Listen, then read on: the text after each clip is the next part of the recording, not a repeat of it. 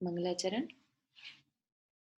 आचार्य गुणभद्र द्वारा विरचित हम उत्तर पुराण जी का स्वाध्याय कर रहे हैं। मंगलम भगवान वीरो मंगलम गौतमो गणी मंगलम कुंद कुंदाद्यो जैन धर्मोस्तु मंगलम। नमो अरिहंताणम नमो सेताणम नमो आयर्याणम नमो उवज्जायाणम नमो लोए सवसाहुणम। पंच परमेष्ठी भगवान की जय। अगले 45 मिनट के लिए सभी प्रकार के पापों का त्याग करके सभी 9 बार नमोकार मंत्र पढ़ लें।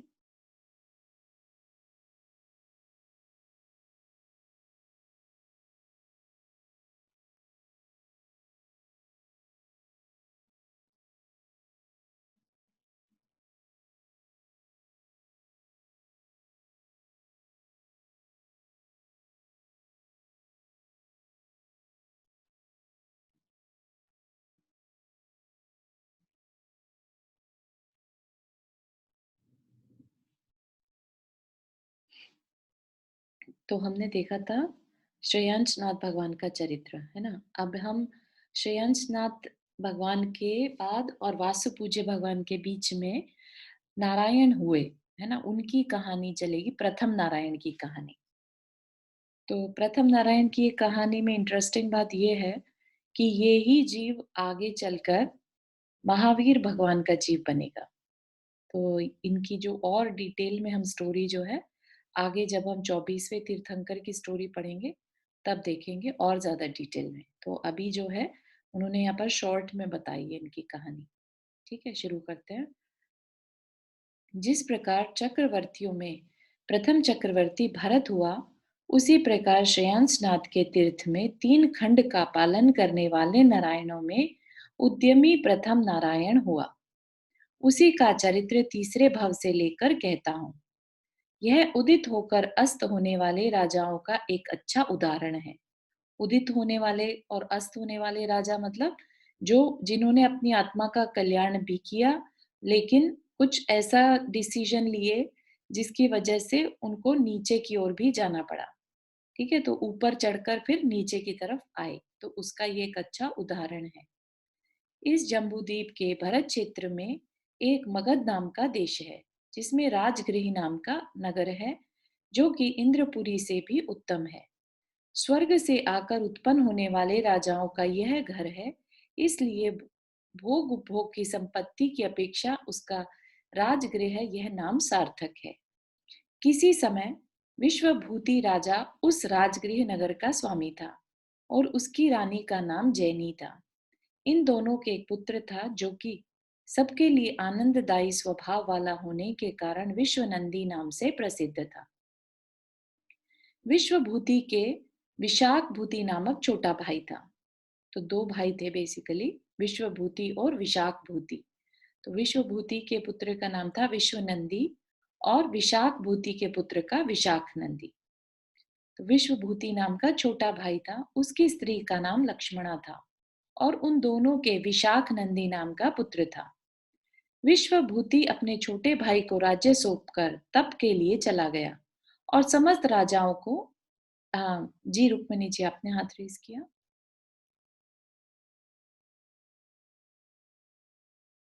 आप म्यूट पर हैं, आपकी आवाज नहीं आ रही है।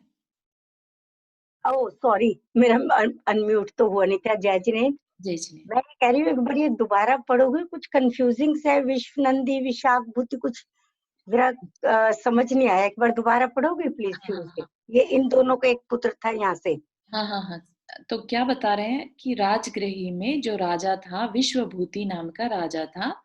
ठीक है, उसके पुत्र का नाम था विश्वनंदी और विश्वभूति जो राजा था उसका भाई भी था और उस भाई का पुत्र का नाम था विशाख नंदी। ठीक है, तो 2 भाई हैं बेसिकली, विश्वभूति और विशाख भूति। ठीक है, विश्वभूति राजा था और उसने अपनी जो राज्य था वो भाई को दे दिया। ठीक है, यहाँ समझ में आया। ठीक है, ठीक है। अब क्या हुआ कि विश्वभूति जो था राज्य सौंपकर तप करने चला गया और समस्त राजाओं को नम्र बनाता हुआ विशाख भूति प्रजा का पालन करने लगा।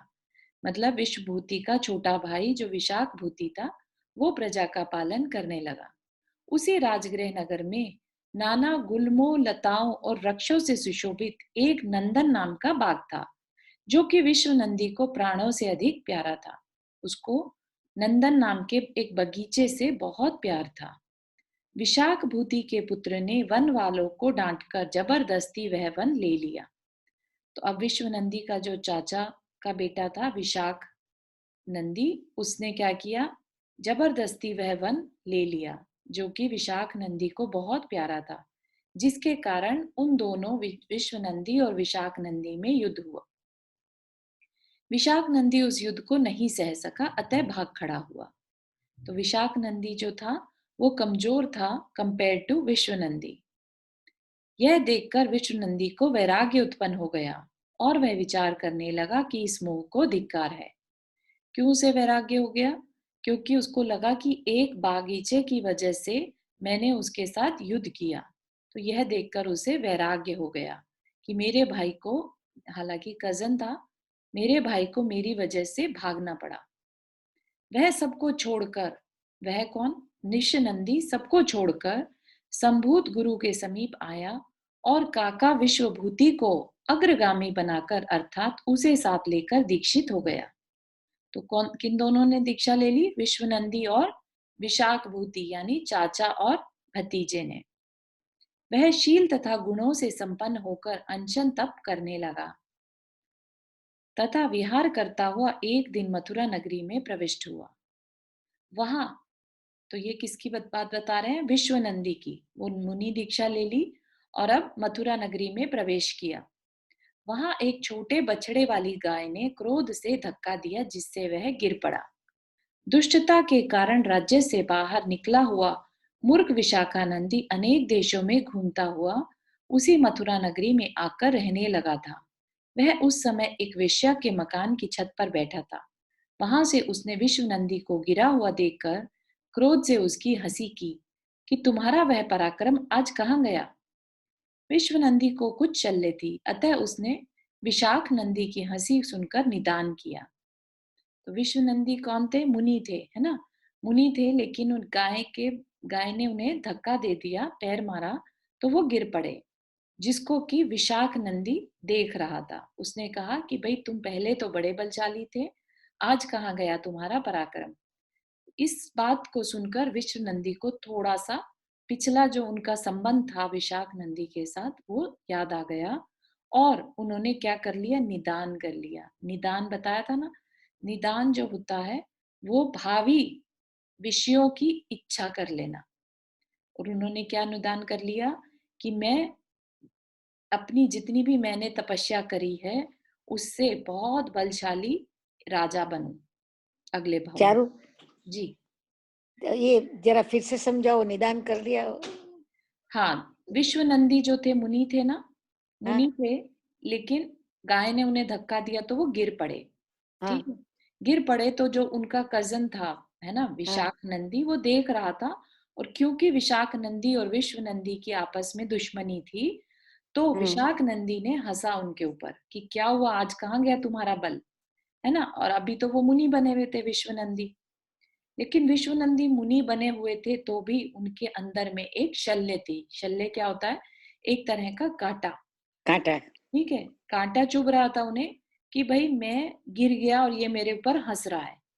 ठीक है, तो उसकी हंसी को सुनकर उन्होंने निदान कर लिया। निदान मतलब उन्होंने भावी भोगों की आकांक्षा कर ली कि मैंने जो मुनि बन के पुण्य कमाया है, उस पुण्य का फल मुझे आगे भवों में, मुझे राजा, बलशाली में राजा बनूं, ऐसा बंद बांध लिया। समझ में आई? निदान करना क्या? भावी भोगों की आकांक्षा कर लेना निदान कहलाता है। बराबर। ठीक है, अपनी तपस्या के बल पर। तो अपने पुण्य को उन्होंने क्या कर लिया? कम कर दिया। तथा प्राण क्षय होने पर, निदान मान लिया इसलिए कम हो गया। हाँ, क्योंकि उनमें क्या था, उनका पुण्य इतना तेज था कि वो चाहते तो केवल ज्ञान भी पा सकते थे, है ना? लेकिन उन्होंने क्या कर लिया? निदान करके उन्होंने क्या कहा? मुझे बलशाली राजा बनना है। बजाय केवल ज्ञान पाने के, बजाय अपना कल्याण करने के, उन्होंने कहा मुझे राजा बनना है, बलशाली राजा, ताकि मैं इसको मजा चखा सकूं। ठीक है। तो उन्होंने क्या कर लिया, अपने पुण्य को छोटा सा एक राजा बनने में इस्तेमाल कर लिया।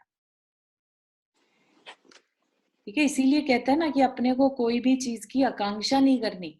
पुण्य में होगी तो वो मिलेगी और नहीं होगी तो नहीं मिलेगी।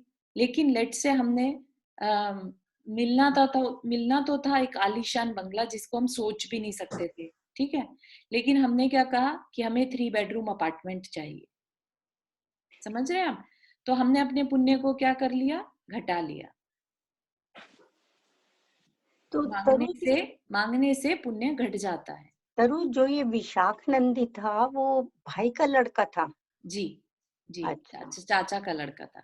चाचा का लड़का था। और इनके फादर ने, विशाख नंदी के फादर ने, और ये क्या नाम, विश्व नंदी ने, इन्होंने दीक्षा ले ली। इन्होंने दीक्षा और चाचा ने भी, हाँ, विशाख भूति अच्छा। ने भी तो दीक्षा ली। विशाख नंदी के फादर थे जो चाचा जिन्होंने दीक्षा ली?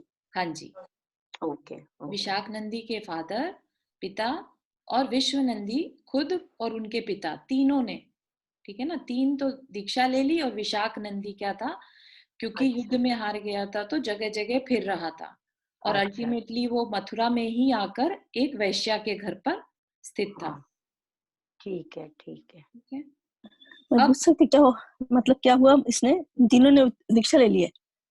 हाँ, तीनों ने दीक्षा ले ली थी, विश्व भूति, विशाख हम्म भूति और विश्व नंदी। हम्म, अच्छा। कंफ्यूजन है क्या कोई? हाँ, मतलब मैंने स्टार्टिंग नहीं देखी थी इसलिए सॉरी, इसलिए कुछ नहीं। ये सब विश्व और विशाख ऐसा नाम है ना, इसलिए हाँ थोड़ी जी, हाँ, एक से नाम लग रहे हैं। बिल्कुल, विश्व भूति विश्व। और उनका पुत्र विश्व नंदी, ऐसे ही विशाख भूति और उनका पुत्र विशाख नंदी। ठीक है, तो चारों एक बात पूछनी थी। जैसे ये तुम बता रही हो कि महावीर भगवान ही बनेंगे आगे जाके, हाँ जी, तो ये वही उन्हीं का जीव हो गया जो आदिनाथ भगवान का, वो क्या था ना, भरत का हाँ जी, लड़का क्या नाम हाँ था, जी, मारीची, मारीची, तो उन्हीं का जीव हो गया उन्हीं इसका का जीव मतलब है। ये। यस। Okay, okay. ये तो अपन श्रेयांसनाथ का पढ़ रहे हैं ना? हाँ जी, हम उनका श्रेयांसनाथ का तो खत्म हो चुका, अब हम हाँ प्रथम नारायण के बारे में पढ़ रहे हैं। तो हाँ, जो क्या महावीर कौन? भगवान का जीव था वो हाँ, प्रथम नारायण भी बना। ओ, ठीक है, अच्छा, तो उसका नाम क्या है प्रथम नारायण का? त्रिपृष्ठ, अब आगे आएगा अभी। अच्छा, थैंक यू। अच्छा, तो अब जो विश्व नंदी मुनि बने थे, उन्होंने क्या कर लिया, निदान कर लिया, और प्राण क्षय, अपनी जब उन्होंने अपना मरण हुआ, उनका मरण होने पर महाशुक्र स्वर्ग में, जहां की पिता का छोटा भाई उत्पन्न हुआ था, देव हुआ। क्योंकि मुनि थे तो पुण्य बांधा था तो देव हो गए। कहां पर, जहां पर चाचा भी उत्पन्न हुए वहीं पर देव हो गए। वहां 16 सागर प्रमाण उनकी आयु थी। समस्त आयु भर देवियों और अप्सराओं के समूह के साथ मन चाहे भोग भोग कर वहां से च्युत हुआ, और इस पृथ्वी तल पर जम्बू द्वीप संबंधी भरत क्षेत्र के सुरम्य देश में पोदनपुर नाम के राजा प्रजापति की प्राण प्रिया मृगावती नाम की महादेवी के शुभ स्वप्न देखने के बाद त्रिपृष्ठ नाम का पुत्र हुआ। ये त्रिपृष्ठ जो है वो नारायण बनेंगे। ठीक है, काका का जीव भी नहीं। तो ये फिर उद्यमी कौन था, उद्यमी? हाँ, उद्यमी नाम क्यों दिया ये नहीं समझ में आया, त्रिपृष्ठ थे वो, है ना। हाँ, पर वही दिस इज कंफ्यूज, पता नहीं। हाँ, चलो। हाँ, उद्यमी कुड भी कि भाई पहले से रिलेटेड, पहले नारायण, जैसे आदि बोलते हैं ना, आदि पहले को, ऐसा। उन्होंने एग्जॉस्ट कर जो ने। काका का जीव भी वहां से मतलब महाशुक्र स्वर्ग से च्युत होकर इसी नगरी के राजा की दूसरी पत्नी जयावती के विजय नाम का पुत्र हुआ। तो आप देख रहे हैं कि चाचा के साथ ही दीक्षा ली, चाचा के साथ ही देव गया, अब उसी जगह पर दोनों का जीव फिर से जन्म ले रहा है। तो ये साथ चलते आ रहे हैं। और विशाखानंदी चिरकाल तक संसार चक्र में भ्रमण करता हुआ विजयार्थ पर्वत की उत्तर श्रेणी की अलका नगरी के स्वामी मयूर ग्रीव राजा के अपने पुण्योदय से शत्रु राजाओं को जीतने वाला अश्वग्रीव नाम का पुत्र हुआ। तो वो जो विश्व नंदी था, विशाख नंदी, राइट, जो कि जिससे दुश्मनी हो रखी थी विश्वनंदी की, तो वो क्या बन गया, अश्वग्रीव नाम का विद्याधर। क्योंकि विद्यार्थ पर्वत पर कौन होते हैं, विद्याधर होते हैं। इधर विजय और त्रिपृष्ठ दोनों ही प्रथम बलभद्र तथा नारायण थे। उनका शरीर 80 धनुष ऊंचा था और 84 लाख वर्ष की उनकी आयु थी। विजय का शरीर शंख के समान सफेद था और त्रिपृष्ठ का शरीर इंद्र नीलमणि के समान नील था। वे दोनों उद्दंड अश्वग्रीव को मारकर 3 खंडों से सुशोभित पृथ्वी के अधिपति हुए थे। तो सेम कहानी है, अश्वग्रीव विद्याधर था और प्रति नारायण था, और उसको किसने मारा, त्रिपृष्ठ ने मारा। और वो किसका जीव था, अश्वग्रीव, विशाख नंदी का जीव है ना। तो उनका जो बैर था वो पिछले भवों से चलता आ रहा था। वे दोनों ही 16,000 मुकुटबद्ध राजाओं, विद्याधरों एवं व्यंतर देवों के आधिपत्य को प्राप्त हुए थे। अगर हम इनकी डिटेल स्टोरी पढ़ेंगे तो ऑलमोस्ट सिमिलर मिल जाएगी हमें, जैसे हमने राम और लक्ष्मण है ना और रावण की पढ़ी थी, वैसे ही सिमिलर स्टोरी इनकी भी मिल जाएगी। त्रिपृष्ठ के धनुष, शंख, चक्र, दंड, असी, शक्ति और गदा, ये 7 रत्न थे जो कि देवों से सुरक्षित थे। क्योंकि वो नारायण थे तो ये 7 रत्न उनके पास थे। और बलभद्र के पास 4 रत्न थे। बलभद्र के भी गदा, रत्नमाला, मूसल और हल, ये 4 रत्न थे जो कि सम्यक दर्शन, सम्यक ज्ञान, सम्यक चारित्र और तप के समान लक्ष्मी को बढ़ाने वाले थे। त्रिपृष्ठ की, हाँ जी रुक्मणी जी, सॉरी चारू बार बार डिस्टर्ब कर रही हूँ। तो जो ये त्रिपृष्ठ बने वो उन्हीं मुनि का जीव थे, हाँ जी, विश्वनंदी जिनके मुनि के शल्य आई थी। हाँ जी, उन्होंने यही शल्य करी थी कि मैं आगे चलकर बलशाली राजा बनूं, है ना। अच्छा तो अच्छा, त्रिपृष्ठ नारायण से बलशाली तो क्या होगा, चक्रवर्ती हाँ होता हाँ, है, लेकिन चक्रवर्ती के लिए चक्रवर्ती ठीक, का पद निदान से नहीं होगा, है ना। हाँ तो हाँ, तो इस वजह से उनका त्रिपृष्ठ नारायण बने ओके ओके, थैंक यू। और अश्वग्रीव उनका प्रति नारायण बना। ठीक है ठीक है, ओके। त्रिपृष्ठ की स्वयं प्रभा को आदि लेकर 16,000 स्त्रियां थी और बलभद्र के चित्त को प्रिय लगने वाली 8,000 स्त्रियां थी। बहुत आरंभ और बहु परिग्रह को धारण करने वाले त्रिपृष्ठ नारायण उन स्त्रियों के साथ चिरकाल तक रमण कर 7वीं पृथ्वी को प्राप्त हुआ, अर्थात सप्तम नरक गया। ठीक है ना। तो क्योंकि वो जो नारायण का जो साम्राज्य था वो उसको मरण के समय छोड़ नहीं पाया, जैसे लक्ष्मण नहीं छोड़ पाए थे ना, अचानक से मृत्यु हो गई तो कुछ भी छोड़ नहीं पाए। इसी तरह से त्रिपृष्ठ नारायण भी कुछ छोड़ नहीं पाए और उनको क्या हुआ, सप्तम नरक की प्राप्ति हुई। और इसी प्रकार अश्वग्रीव प्रति नारायण, तो वो तीसरे नरक में गए थे, सप्तम नरक में कैसे गए? हाँ ये जरूरी नहीं है कि नारायण तीसरे में या 7वें तक नहीं जा सकते। मतलब ये उनकी कहानी, लक्ष्मण जी जो थे तीसरे तक गए, और ये क्योंकि इनका निदान वाला बंध के साथ इनको पद मिला था ना, तो इनका मोह ज्यादा था उस पद के साथ। तो ज्यादा मोह होने के कारण जितना ज्यादा मोह उतना ज्यादा नीचे की तरफ जाना, तो इसलिए ये सप्तम नरक पे गए। लक्ष्मण जी का जो पद था वो निदान का पद नहीं था, है ना, तो इसलिए वो तीसरे नरक तक ही गए। इसी प्रकार अश्वग्रीव प्रति नारायण भी सप्तम नरक गया। बलभद्र ने भाई के दुख से दुखी होकर, बलभद्र कौन था, विजय है ना, जो कि चाचा का जीव था, विश्वनंदी के चाचा का जीव जो बलभद्र बना इस भव में। बलभद्र ने भाई के दुख से दुखी होकर उसी समय स्वर्ण कुंभ नामक योगी राज के पास संयम धारण कर लिया और क्रम क्रम से अनगार केवली हुआ। देखो, त्रिपृष्ठ और विजय ने साथ ही साथ राज्य किया और चिरकाल तक अनुपम सुख भोगे, परंतु सर नारायण चारू अनगार केवली क्या हुए? अनगार केवली केवली हुए। अनगार अच्छा मतलब घर छोड़ने के बाद, क्रम क्रम से बोल रहे हैं ना। अच्छा अच्छा, ठीक है। हाँ, घर छोड़ दिया फिर केवली हुए अल्टीमेटली। हम्म। देखो, त्रिपृष्ठ और विजय ने साथ ही साथ राज्य किया और चिरकाल तक अनुपम सुख भोगे, परंतु नारायण जो कि त्रिपृष्ठ समस्त दुखों के महान ग्रह स्वरूप 7वें नरक में पहुंचा और बलभद्र सुख के स्थानभूत त्रिलोक के अग्रभाग पर जाकर अधिष्ठित हुआ, इसलिए प्रतिकूल रहने वाले इस दुष्ट कर्म को धिक्कार हो। तो विजय जो थे बलभद्र थे, उन्होंने तो सिद्ध पद पा लिया, और जो त्रिपृष्ठ था भाई था वो सप्तम नरक में चला गया। तो कहाँ एक एक्सट्रीम हो गया ना, एक भाई तो कहाँ अपने अग्रभाग पर जाकर बैठा और दूसरा कहाँ चला गया, सातवें नरक में। मतलब बिल्कुल एक्सट्रीम एंड्स ऑफ तीन लोग। जब तक इस कर्म को नष्ट नहीं कर दिया जाए तब तक इस संसार में सुख का भागी कौन हो सकता है।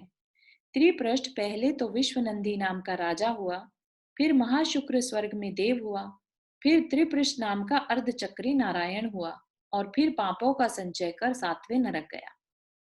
बलभद्र पहले विशाख भूति नाम का राजा था, फिर मुनि होकर महाशुक्र स्वर्ग में देव हुआ, वहां से जय कर विजय नाम का बलभद्र हुआ, और फिर संसार को नष्ट कर परमात्मा अवस्था को प्राप्त हुआ। और साथ ही साथ प्रति नारायण पहले विशाख नंदी हुआ, फिर प्रताप रहित हो मर कर चिरकाल तक संसार में भ्रमण करता रहा, और फिर अश्वग्रीव नाम का विद्याधर हुआ, जो कि त्रिपृष्ठ नारायण का शत्रु होकर अधोगति यानी नरक गति को प्राप्त हुआ। इस प्रकार हमने इस वाले पर्व में श्रेयांशनाथ तीर्थंकर, त्रिपृष्ठ नारायण, विजय बलभद्र और अश्वग्रीव प्रति नारायण के पुराण का वर्णन जाना। किसी को कोई प्रश्न इससे पहले कि हम नया चैप्टर शुरू करें वासुपूज्य भगवान का?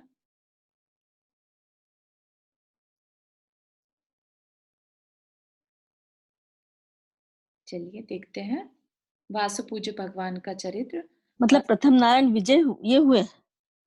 प्रथम नारायण त्रिपृष्ठ, प्रथम हाँ। बलभद्र विजय और प्रथम प्रति नारायण अश्वग्रीव। अच्छा, सब तीनों प्रथम बने इस बार प्रथम थे इसमें। इस अवसर्पिणी काल। अवसर्पिणी काल में? हाँ जी, जो हम 24 ओके। तीर्थंकर का पढ़ रहे हैं ना, हाँ हाँ, अवसर्पिणी काल है।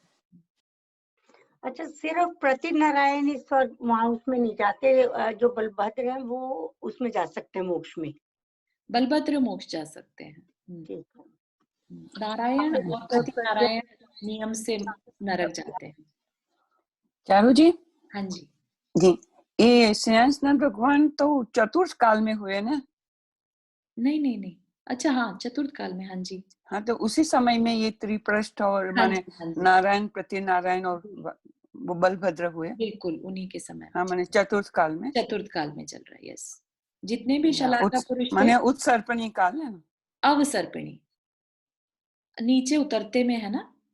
अच्छा। तीसरे के बाद चौथा, पांचवा, छठा, मतलब घट रहा है, सब कुछ पुण्य घट रहा है ना। अच्छा अच्छा, इसलिए अच्छा अवसर्पिणी। या ओके ओके, थैंक यू। जो वासु अर्थात इंद्र के पूज्य हैं अथवा महाराज वसु पूज्य के पुत्र हैं और सज्जन लोग जिनकी पूजा करते हैं, ऐसे वासु पूज्य भगवान अपने ज्ञान से हम सबको पवित्र करें। पुष्करार्थ द्वीप के पूर्व मेरु की ओर सीता नदी के दक्षिण तट पर वत्सकावती नाम का एक देश है। उसके प्रसिद्ध रत्नपुर नगर में पद्मोत्तर नाम का राजा राज्य करता था। उस राजा की गुणमयी कीर्ति सबके वचनों में रहती थी। पुण्यमयी मूर्ति सबके नेत्रों में रहती थी और धर्ममयी वृत्ति सबके चित्त में रहती थी। ठीक है ना। तो अच्छा राजा, सभी अच्छे राजा रहे अपने समय में, जो भी आगे चलकर तीर्थंकर बने, है ना। उनके वचनों में शांति थी, चित्त में दया थी, शरीर में तेज था, बुद्धि में नीति थी, दान में धन था, जिनेंद्र भगवान में भक्ति थी और शत्रुओं में प्रताप था, अर्थात अपने प्रताप से शत्रुओं को नष्ट करता था। जिस प्रकार न्याय मार्ग से चलने वाले मुनि में समितियां बढ़ती रहती हैं, उसी प्रकार न्याय मार्ग से चलने वाले उस राजा के पृथ्वी का पालन करते समय प्रजा खूब बढ़ रही थी। तो समितियां, पंच समितियां रहती हैं, तो उनमें उत्तरोत्तर वृद्धि होती है, मतलब उनमें और ज्यादा श्रेष्ठता आती जाती है। तो इसलिए बोल रहे हैं कि जो न्याय मार्ग से चलने वाले मुनि हैं उनमें समितियां बढ़ती रहती हैं, और ऐसे ही जो राजा है, न्याय मार्ग से जो राजा पृथ्वी का पालन करता है, उनकी प्रजा आगे बढ़ती है। उसके गुण ही धन था और उसकी लक्ष्मी भी गुणों से प्रेम करने वाली थी, इसलिए वह उस लक्ष्मी के साथ बिना किसी प्रतिबंध के विशाल सुख प्राप्त करता रहता था। किसी दिन मनोहर नाम के पर्वत पर युगंधर जिनराज विराजमान थे। पद्मोत्तर राजा ने वहां जाकर भक्ति पूर्वक अनेक स्त्रोतों से उनकी उपासना की, विनय पूर्वक धर्म सुना और अनुप्रेक्षाओं का चिंतन किया। अनुप्रेक्षा होती है 12 भावनाएं, ठीक है, जिनका बार बार चिंतन किया जाता है वह अनुप्रेक्षा, ठीक है। तो अनुप्रेक्षा का चिंतन किया। अनुप्रेक्षाओं के चिंतन से उसे संसार, शरीर और भोगों से 3 प्रकार का वैराग्य उत्पन्न हो गया। संसार से वैराग्य, शरीर से और भोग से। वैराग्य होने पर वह इस प्रकार पुनः चिंतन करने लगा कि यह लक्ष्मी माया रूप है। सुख जो जिसे हम सुख मानते हैं वह दुख रूप है। जीवन मरण पर्यंत है, जीवन जो है मरने तक ही है। संयोग वियोग होने तक है और यह दुष्ट शरीर रोगों से सहित है। अतः इन सब में क्या प्रेम करना है। अब तो मैं उपस्थित हुई इस काल लब्धि का अवलंबन लेकर अत्यंत भयानक इस संसार रूपी पंच परावर्तन से बाहर निकलता हूं। तो क्या कह रहे, मैं उपस्थित हूँ इस काल लब्धि मतलब इस अपॉर्चुनिटी का अवलंबन लेकर अत्यंत भयानक इस संसार रूपी पंच परावर्तन। पंच परावर्तन क्या है, जैसे कोई भी जीव है ना, उसका शरीर भी बदलता है, उसके भाव भी बदलते हैं, है ना, उसका जगह भी बदलती है, समय भी बदलता है, सब कुछ बदल रहा है ना। तो वह हर जीव के जो है 5 प्रकार के परिवर्तन होते रहते हैं संसार में। जब तक कि वो जन्म मरण कर रहा है तो वो पंच परावर्तन में घूमता है। तो वो ये कह रहे हैं कि इस संसार रूपी पंच परावर्तन से बाहर निकलता हूँ। चारू एक बार पंच परावर्तन दोबारा बताओगी क्या? हाँ, इसकी व्याख्या बहुत बड़ी है। जो संजय जी हैं वो इसी के बारे में पढ़ा रहे हैं। अच्छा अच्छा। हाँ जी। एक बार इसीलिए अगेन मैं बताओ ना ये पंच परावर्तन के बारे में। हाँ हाँ, जी। इसीलिए मैं पूछ रही हूँ क्योंकि वो कुछ समझ नहीं आया ना, ये पता लग जाएगा तो समझ आने में अच्छा रहेगा। हाँ जी। तो पंच परावर्तन क्या है, देखिए, द्रव्य जो एक शरीर मिला है, ठीक है ना, वो बदलता है, ठीक है। द्रव्य, क्षेत्र, काल, भाव और भव, ये 5 चीजें जो हैं पंच, है ना। पंच परावर्तन मतलब परिवर्तन हो रहा है। तो द्रव्य बदलता है, आज हम कुछ हैं कल को कुछ और हो जाएंगे, है ना। तो इस तरह द्रव्य बदल रहा है।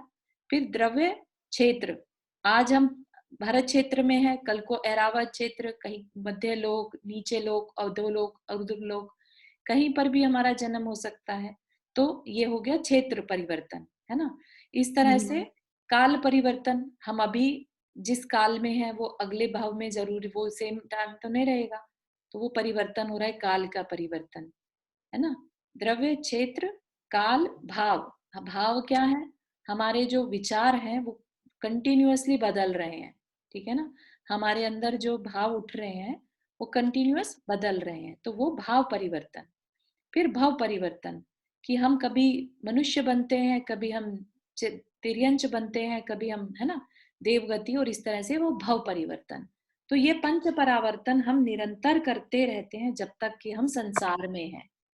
और ऐसे पंच परिवर्तन मतलब हम बहुत लंबा समय, इसका मतलब कल्पना भी नहीं कर सकते, एक परावर्तन इतना लंबा है और हम असंख्यात पंच परिवर्तन कर चुके हैं, ठीक है। तो ये थोड़ा चकराने वाली, दिमाग चकरा जाता है जब हम इसके बारे में और डिटेल में पढ़ते हैं। तो आप जरूर उस क्लास को अटेंड करिएगा जो संजय जी पढ़ा रहे हैं, प्राची दी के हस्बैंड। तो बहुत वैराग्य को उपजाने वाली ये चर्चा है। तो ऐसे ही उनको क्या वैराग्य आया, तो ये आ रही है कि अत्यंत इस समय समय समय लेने पर का होता है ना, परिवर्तन समय समय पर होता है ना, कि लाइक एवरीडे नहीं, राइट। नहीं नहीं, कंटिन्यूअस हो रहा है ना। इस समय भी जैसे हम बैठे हैं, राइट, तो इस समय भी परावर्तन हो रहा है। क्यों, हमारे भाव बदल रहे हैं, हमारा हाँ। समय बदल रहा है। अभी जो समय था वो नहीं है, राइट। हमारे द्रव्य में भी परिवर्तन आ रहा है, हमारी अवस्था, हम वृद्धावस्था की तरफ जा रहे हैं, ठीक है ना। तो परिवर्तन तो निरंतर चल रहा है। और साथ ही साथ जो मूल परिवर्तन है कि जो हमारी, हम द्रव्य नया ले लेंगे, वो परिवर्तन भी अलग से चल रहा है। वो हमारी जो पर्यायों के साथ चल रहा है, राइट। अभी हम मनुष्य पर्याय में है, अगले भाव में हम क्या पर्याय लेंगे हमें नहीं मालूम, राइट, लेकिन हमारा द्रव्य बदल जाएगा। राइट। ठीक है ना। तो इसलिए हर जीव इन पंच परावर्तनों को करता रहता है। ये समझना पड़ेगा कि पंच मतलब कि द्रव भाव से अलग और क्षेत्र भाव से अलग ऐसे। हाँ, इसमें और थोड़ी डिटेल अगर आपको चाहिए तो एग्जाम्पल के लिए देते हैं कि जिन परमाणुओं से आपका ये शरीर अभी बना है, ठीक है, ऐसा है कि द्रव्य परावर्तन क्या कहलाएगा, जब जिन परमाणुओं से आपका ये शरीर बना है आगे चलकर इन्हीं परमाणुओं से आपका यही शरीर फिर से बन जाए तो वो आपका द्रव्य परावर्तन पूरा होगा, एक द्रव्य परावर्तन। ऐसे ही जिस क्षेत्र में अभी आप हैं, ऐसे ही तीनों लोक के एक एक प्रदेश में जब तक आप जन्म ना ले लें तब तक आपका क्षेत्र परावर्तन पूरा नहीं होता। समझ रहे हैं मतलब आप? पूरा राउंड सर्कल पूरा आना चाहिए, ऐसा वो परावर्तन पूरा मतलब। सर्कल लाना चाहिए। और 3 लोक आप सोच सकते हैं कितना बड़ा है। समझ रहे हैं आप कि हाँ, इवन अमेरिका इटसेल्फ कि उसके हर क्षेत्र, हर प्रदेश में हमने जन्म मतलब जिस लिया। क्षेत्र में अपन उत्पन्न हुए वापस उस क्षेत्र में आएंगे तब वापस होएगा परावर्तन पूरा। उस क्षेत्र में वापस आए ये नहीं, हम पूरे तीनों लोक के एक एक प्रदेश में जन्म ले, चाहे वो किसी भाव द्रव्य से हो, लेकिन जन्म ले तब जाके वो कहलाएगा क्षेत्र परावर्तन। ओके। तो इतना विशाल है ये पंच परावर्तन, 5 चीजों का परावर्तन है ना। समय समय पर होता है ना, समय समय पर, राइट? समय समय पर होता है, इससे समझ में नहीं आया।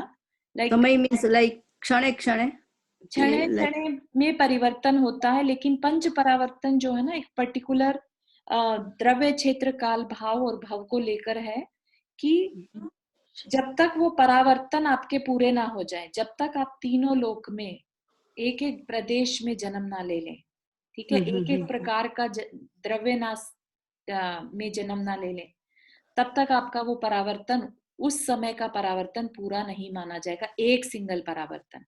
तो ऐसे हमने अनंत परावर्तन कर लिए। ओके, अब समझ, राइट। ठीक है, तो बहुत पर सम्यक दर्शन प्राप्त कर लेंगे तो आधा ही रह जाएगा ना, अर्धपुत्कल परावर्तन हाँ जी, लेकिन वो भी बहुत लंबा समय है। अर्धपुत्कल परावर्तन भी नहीं चाहिए अपने को क्या चाहिए, अपने को समाधि मरण करके कुछ ही भाव बचे ऐसा पुरुषार्थ अपना करना चाहिए। 7-8 भाव बचते हैं अगर हम समाधि मरण लेते हैं, और कहाँ अर्धपुत्कल परावर्तन है ना। अर्धपुद्गल क्या मतलब, वो अर्धपुद्गल मतलब कि जितना पूरा परिवर्तन है, ठीक है, उसका आधा कर दीजिए, आधा समय कर दीजिए, तो अर्धपुद्गल परावर्तन कहलाएगा।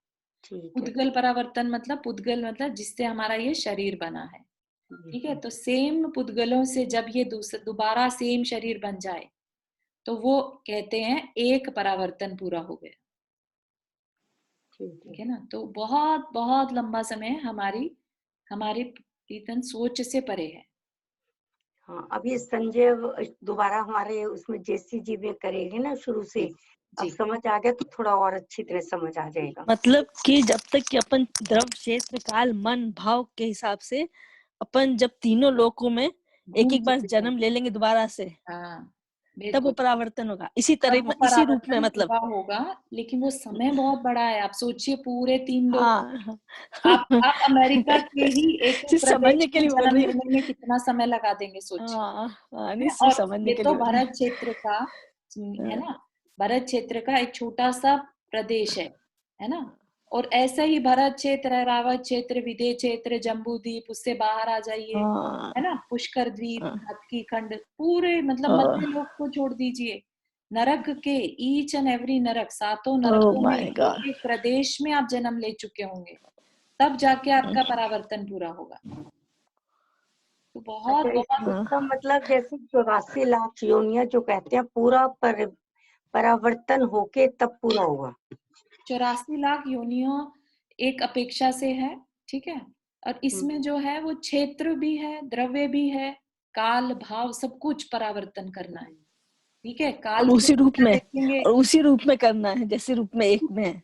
हाँ, वो तब पूरा माना जाएगा। उसी रूप में जब आ जाएंगे, उन्हीं पुद्गल से जब आप फिर से बन जाएंगे, तब कहा जाएगा कि आपने वो सर्कल एक परावर्तन पूरा कर लिया। तो बहुत मतलब इसको क्या कहेंगे? चलिए आगे पढ़े। हाँ ये तो बहुत कठिन थी। चलिए ठीक है, समझ में आ गया बस। जी। ऐसा विचार कर उसने राज्य का भार धनमित्र नामक पुत्र के लिए सौंपा और स्वयं आत्मशुद्धि के लिए अनेक राजाओं के साथ दीक्षा ले ली। निर्मल बुद्धि के धारक पद्मोत्तर मुनि ने 11 अंगों का अध्ययन किया। दर्शन विशुद्धि आदि भावनाओं रूप संपत्ति के प्रभाव से तीर्थंकर नाम कर्म का बंद किया। दर्शन विशुद्धि कौन सी भावनाएं हैं? 16 कारण भावनाएं, है ना। उससे क्या किया? तीर्थंकर नाम कर्म का बंद किया और अंत में संन्यास धारण किया। संन्यास धारण किया मतलब समाधि मरण किया, जिससे महाशुक्र विमान में महाशुक्र नाम का इंद्र हुआ।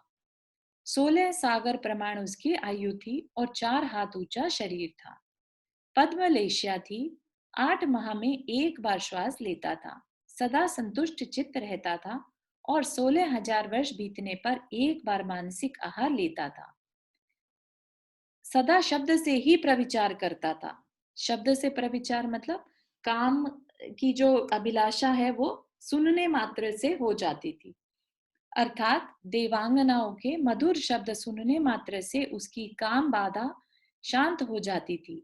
चतुर्थ पृथ्वी तक उसके अवधि ज्ञान का विषय था और चतुर्थ पृथ्वी तक ही उसकी विक्रिया बल और तेज की अवधि थी।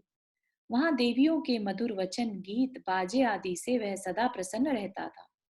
अंत में काल द्रव्य की पर्यायों से प्रेरित होकर जब वह यहाँ आने वाला हुआ, तब इस जम्बू द्वीप संबंधी भरत क्षेत्र के चंपा नगर में वसु पूज्य नाम का अंग देश का राजा रहता था।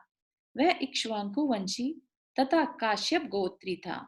उसकी प्रिय स्त्री का नाम जयावती था। जयावती ने रत्नवृष्टि आदि सम्मान प्राप्त किया था। तदनंतर उसने आषाढ़ कृष्ण षष्ठी के दिन 24वें शतभिषा नक्षत्र में 16 स्वप्न देखे और पति से उनका फल जानकर बहुत ही संतोष प्राप्त किया। क्रम क्रम से 8 माह बीत जाने पर जब 9वां फाल्गुन माह आया, तब उसने कृष्ण पक्ष की चतुर्दशी के दिन वारुण योग में सब प्राणियों का हित करने वाले उस इंद्र रूप पुत्र को सुख से उत्पन्न किया। सौधर्म आदि देवों ने उसे सुमेरु पर्वत पर ले जाकर कलश द्वारा क्षीर सागर से लाए हुए जल के द्वारा उसका जन्माभिषेक किया, आभूषण पहनाए, वासु पूज्य नाम रखा, घर वापस लाए और अनेक महोत्सव कर अपने अपने निवास स्थानों की ओर गमन किया। श्री श्रेयांशनाथ तीर्थंकर के तीर्थ से जब 54 सागर प्रमाण अंतर बीत चुका था और अंतिम पल्ले से तृतीय भाग में जब तक धर्म की संतति का विच्छेद हो गया था, तब वासु पूज्य भगवान का जन्म हुआ था। इनकी आयु भी इसी अंतर में सम्मिलित थी। वे 70 धनुष ऊंचे थे। 72 लाख वर्ष की उनकी आयु थी और कुमकुम के समान उनके शरीर की कांति थी।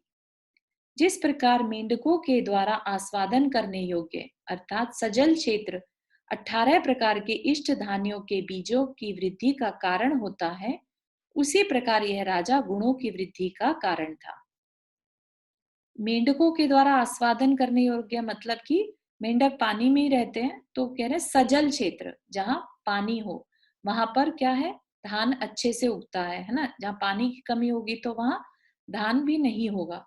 तो जहां धान की वृद्धि का कारण होता है, उसी प्रकार यह राजा गुणों की वृद्धि का कारण था। जिस प्रकार संसार का हित करने वाले सब प्रकार के धान्य समा नाम की इच्छित वर्षा को पाकर श्रेष्ठ फल देने वाले होते हैं, उसी प्रकार समस्त गुण इस राजा की बुद्धि को पाकर श्रेष्ठ फल देने वाले हो गए थे।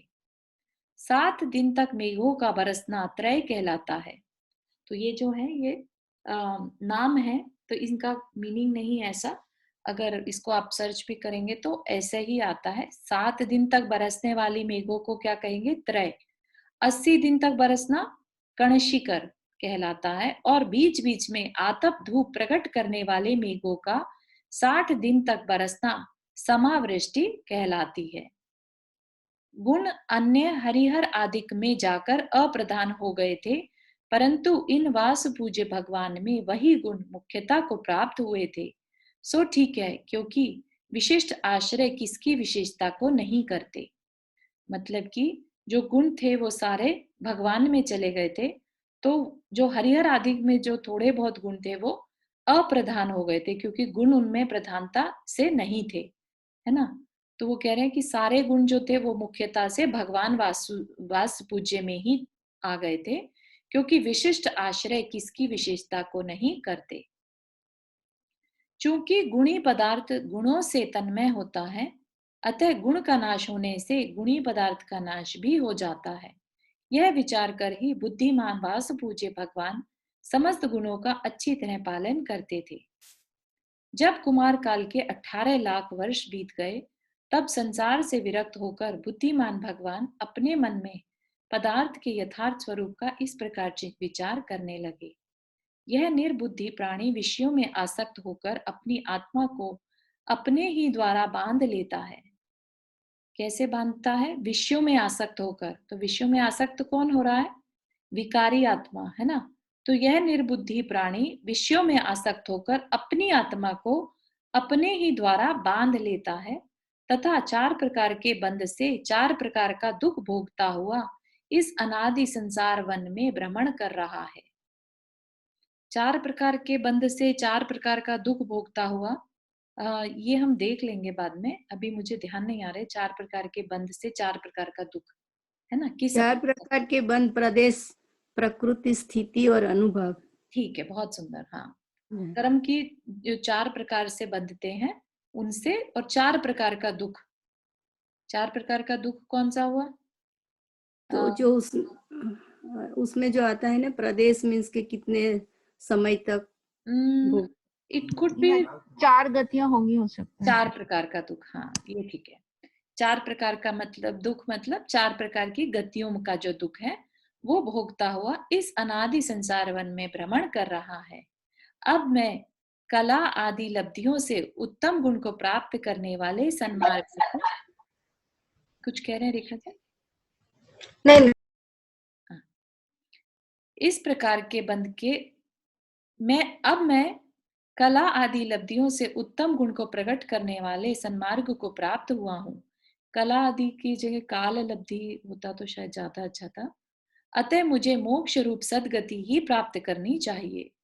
शरीर भले ही पवित्र हो, स्थायी हो, दर्शनीय हो अर्थात सुंदर हो, निरोग हो, आयु चिरकाल तक बाधा से रहित हो और सुख के साधन निरंतर मिलते रहें, परंतु यह निश्चित है कि इन सब का वियोग अवश्य भावी है।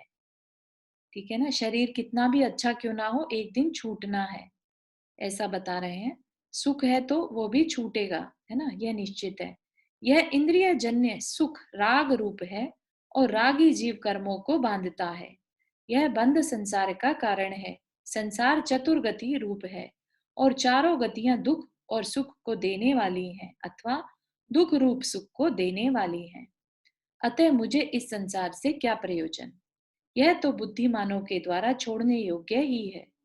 इधर भगवान ऐसा चिंतन कर रहे थे, उधर लोकांतिक देवों ने आकर उनकी स्तुति प्रारंभ कर दी।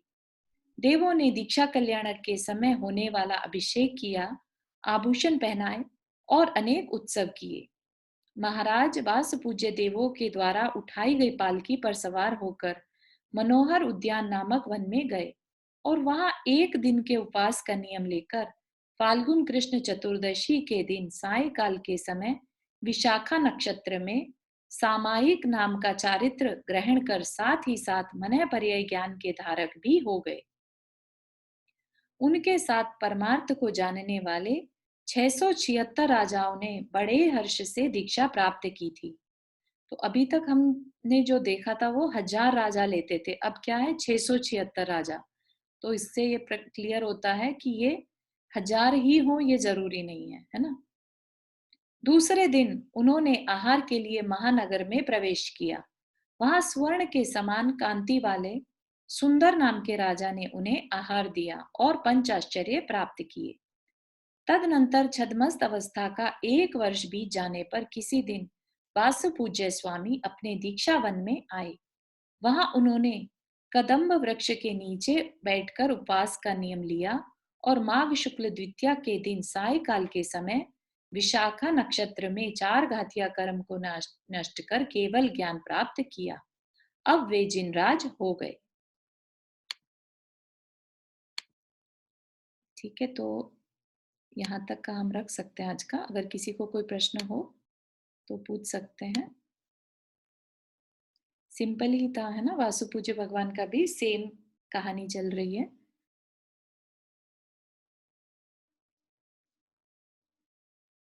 इसके मुझे बाद एक चीज पूछनी थी। जी जैसे वो उसमें तुमने कहा ना कि काम का बीच में बताया कि वो सोचते हैं और हो जाता है पूरा चीज, हाँ जी तो काम वासना टाइप काम या कुछ और चीज के लिए हाँ काम? जी हाँ जी, काम वासना टाइप काम। नहीं तो फिर वो तो देवों में होती नहीं मेरे ख्याल, अगर सोल में उसमें, या नहीं? नहीं 16 स्वर्ग तक तो होती है ना। अच्छा 16 स्वर्ग तक प्रविचार रहता है, काम रहता है, और नीचे के अच्छा स्वर्गों में जैसा मनुष्य में रहता है वैसा रहता है। उसके बाद फिर शब्द मात्र से हो जाता है। उसके और ऊपर चलते हैं तो मन में सोचते मात्र से। Okay okay. तो इसके ऊपर मेरे ख्याल 16वें स्वर्ग से ऊपर होता होगा जिसमें ये 16वें नहीं है। स्वर्ग से ऊपर काम नहीं रहता, क्योंकि वहां हाँ देवियां ही नहीं रहती। देवी नहीं रहती। ठीक है ठीक है। हम्म, ओके ओके, थैंक यू। चलो, ठीक है। जिनवानी स्तुति जाओ।